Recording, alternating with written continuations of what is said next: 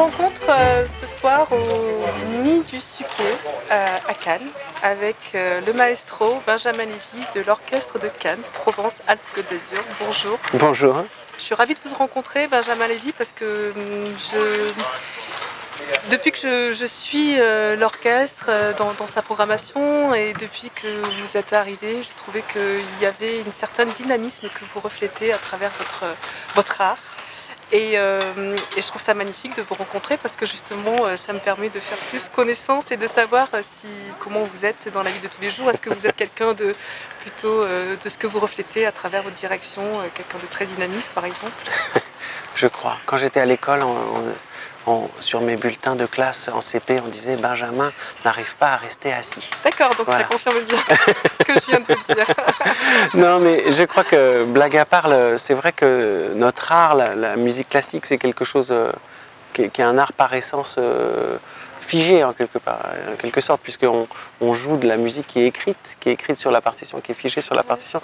Donc on se doit peut-être plus que dans d'autres formes d'art et de musique, d'incarner un mouvement qui ne s'arrête jamais, d'incarner justement un dynamisme et une énergie qui est peut-être plus nécessaire encore que dans d'autres formes artistiques. Gustave Mahler, il disait une très belle chose, il disait la tradition, ça n'est pas se prosterner sur des cendres, c'est entretenir le feu. C'est la tradition. Donc, et c'est vrai qu'on joue des œuvres qui sont anciennes, enfin pour certaines, plus ou moins. Et donc c'est vrai que je crois que cette définition est importante. On doit entretenir le feu donc, et pas se prosterner devant un musée. Alors justement, d'apporter votre fraîcheur dans des musiques très anciennes, justement, c'est ça aussi qui permet de donner de la sensibilité dans votre manière de diriger? Mais je crois qu'il faut être vraiment conscient de la nécessité pour notre art de s'adresser aux gens d'aujourd'hui, à la société d'aujourd'hui. On ne peut pas faire de la musique comme on la faisait il y a seulement 30 ou 40 ans. La société change très vite, les habitudes des gens changent très vite, et je crois que plus que jamais, le public a besoin d'être un peu pris par la main et emmené dans notre univers qui est particulier et qui est quelquefois un peu impressionnant. Et donc c'est vrai que la transmission est au cœur de nos préoccupations. La transmission envers les jeunes musiciens, envers les jeunes en général, et qui sont plutôt le type de population qui est le plus effrayé par notre musique classique avec tous les guillemets nécessaires. Transmission envers tous les publics et ceux qui ne sont pas forcément amenés à venir au concert. On se déplace beaucoup. Et transmission également, même pendant les concerts entre guillemets traditionnels, même pendant des concerts qui ne sont pas des concerts pédagogiques, des concerts normaux, entre guillemets. Moi, j'aime beaucoup parler au public, me prendre un petit peu par la main, justement, expliquer les choses, faire entendre quelques exemples. Ça me semble non seulement nécessaire, mais presque indispensable maintenant. La grande cérémonie du concert symphonique avec le harnachement militaire du 19e siècle est vraiment anachronique maintenant. Enfin, c'est vrai que quand on va entendre peut-être l'orchestre de Dresde ou l'orchestre de Berlin ou l'orchestre de Vienne, il y a ce cérémonial qui est encore même une grande machine symphonique extrêmement impressionnante. Il y a peut-être ce côté, on visite une institution et je crois qu'on ne peut pas imiter ça. On doit faire de la musique avec notre personnalité à nous. C'est ce que vous avez essayé de partager lorsque vous êtes arrivé en novembre 2016 à Cannes? Oui, je crois que. Alors avec les musiciens, ça ne change pas vraiment le rapport avec les musiciens, puisque qu'on fasse un concert complètement traditionnel ou qu'on fasse un concert un petit peu plus interactif, finalement le rapport avec les musiciens reste le même. Il faut mener une répétition, prendre des décisions, être attentif à ce qui se passe, faire coller l'image sonore qui se produit devant soi, la faire coller avec l'image sonore qu'on a dans la tête. Ça, c'est le travail du chef d'orchestre. Mais c'est vrai que c'est au moment du concert où la chose peut être différente, selon comment on entrevoit notre métier. Et alors, justement, vous l'entrevoyez comment? Vous en avez parlé un petit peu, mais... oui, je l'entrevois comme étant au carrefour de différentes formes d'art, à la croisée des chemins de beaucoup de choses différentes. C'est vrai que on a la chance avec nos instruments si merveilleux de musiciens classiques de pouvoir de pouvoir collaborer avec beaucoup de différentes formes de musique. Alors, pour vous citer juste quelques exemples, on ouvre la saison avec un groupe qui s'appelle Plaza Fanza Orchestra, avec des beaux arrangements. C'est les musiciens qui sont issus de Gotan Project, c'est une très bonne musique.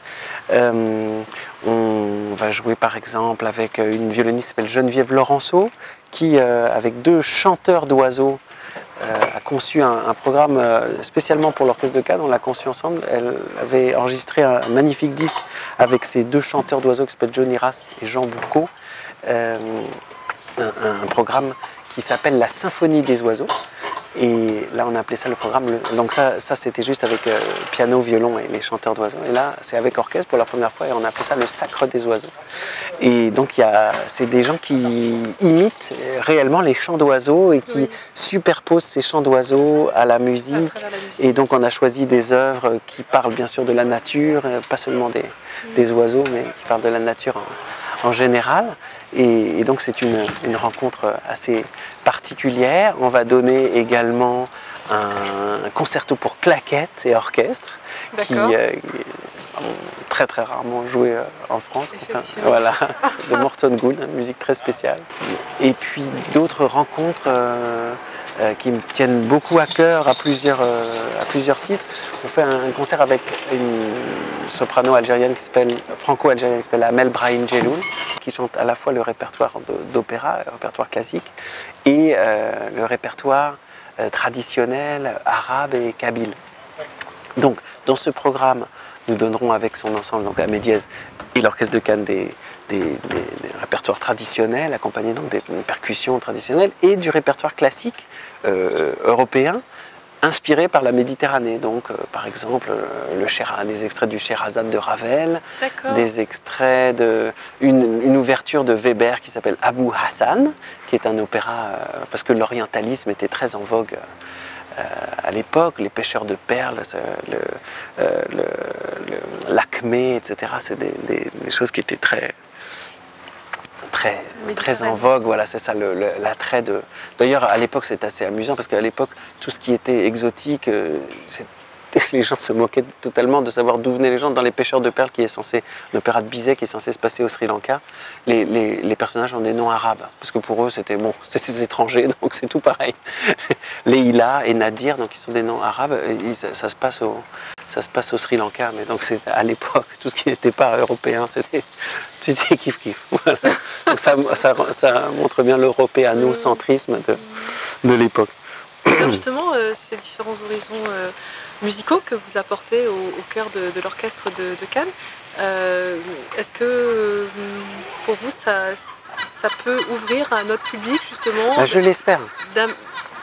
D'attirer en fonction d'autres horizons culturels? Je l'espère. En tout cas, c'est vrai que c'est un peu une période un peu transitionnelle, puisque, enfin, tout en disant ça, on n'oublie pas le répertoire, le répertoire de chœur de l'orchestre. On accueille Edgar Moreau, Victor Julien Laferrière, Emmanuel Cesson, le harpiste.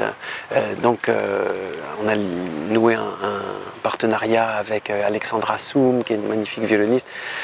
Et puis beaucoup aussi d'autres chefs d'orchestre qui viennent diriger. Et voilà. Et du coup, c'est-à-dire qu'on n'oublie pas du tout le cœur de répertoire de l'orchestre. On joue du Brahms, du Mendelssohn, du Mozart, du Beethoven, et on le fait d'ailleurs d'une manière assez particulière. Est-ce que vous faites des créations aussi au niveau de l'orchestre? Alors, on a justement une création assez particulière la saison prochaine. On joue un concerto pour accordéon et orchestre avec un jeune gars que j'adore, qui s'appelle Félicien Brut, un accordéoniste qui est très très fort. Il a fait cette année, il a tourné une pièce pour quintette à cordes et accordéon un spectacle qui s'appelle Le Paris des Bretelles, qui consiste en des arrangements de pièces de musette vraiment de répertoire de valse musette, enfin l'accordéon populaire traditionnel, arrangé de manière très savante, de manière, disons, assez contemporaine, mais on reconnaît bien les thèmes de musette, mais c'est un délice à entendre. Et donc ce garçon qui a composé ça s'appelle Thibaut Perrine, et on a commandé à Thibaut Perrine la saison prochaine une œuvre qui s'appelle Souvenir de bal, et qui est un concerto musette pour accordéon, mais un concerto contemporain musette pour accordéon. Donc c'est très éclectique. C'est très éclectique et en même temps avec une certaine toujours intransigeance sur la qualité. C'est-à-dire que toutes les créations, tous les artistes qu'on invite, tout ce qu'on programme, enfin on a vraiment un souci d'accessibilité, mais vraiment d'une qualité toujours. Il y a une sorte de... c'est comme avec les amis, je crois. On est toujours intransigeant avec ses amis. Quand ses amis disent des bêtises, ça ne nous plaît pas. Et donc, les musiciens qu'on invite, il faut qu'ils soient très très bons. Et les commandes qu'on fait, il faut que ce soit tout très bien. Voilà. Parce que c'est des gens que j'aime beaucoup. Et donc, et je sais qu'ils jouent très bien. C'est aussi pour ça que je les fais venir. Pas juste parce que c'est des gens que j'aime beaucoup. Et quelle est votre relation donc justement de directeur musical? Je ne sais pas si vous appréciez ce mot d'ailleurs, directeur musical. Directeur musical, oui, c'est assez... Plus que chef d'orchestre. Plus que chef d'orchestre, d'autres préfèrent conducteur. Oui, conducteur, c'est un très bon mot. En anglais, du coup, ça permet de conduire aussi. Quelle est votre relation justement de conducteur musical, on va dire, avec les musiciens? Est-ce que vous êtes... voilà, comment vous appréhendez, comment vous anticipez cette relation-là? J'appréhende ça de manière très naturelle. C'est-à-dire que si, à partir du moment où on se pose la question de quelle est la place du chef d'orchestre, c'est qu'il y a déjà un problème. Quand soi-même, en tant que chef d'orchestre, on se dit « Ah, quelle est ma place ?» etc. Je pense que, en fait, c'est un métier qui suscite beaucoup de fantasmes, parce qu'on ne comprend pas bien à quoi ça sert, etc. Et comment consiste le travail. En fait, ça ne fait que répondre à une nécessité. Il faut que quelqu'un mène une répétition. Parce que s'il faut arrêter à un moment et dire à quel moment on va reprendre, à la mesure 210 ou à la mesure 322, il faut juste que quelqu'un décide. Si le troisième trombone dit « Ah non, moi j'aimerais bien reprendre à 241 » et que le 16e, s'il y a quelqu'un dans les violons dit « Non, non, il faut absolument reprendre mesure 216 », c'est pas possible, il faut décider. C'est là aussi que l'intransigeance vient. Alors l'intransigeance, mais également l'écoute. Parce que il y a quelque chose de... si effectivement le premier hautbois dit est-ce qu'on peut refaire à mesure 141 et que c'est nécessaire pour lui parce qu'il doit entendre quelque chose, il faut bien sûr refaire la mesure 141. Voilà. Donc c'est vraiment, c'est juste, il faut être... C'est une très bonne question parce que en fait, je crois que la clé pour que ça se passe, il ne faut pas faire preuve de raideur. Il faut juste être... Et juste être conscient que l'on répond à une nécessité.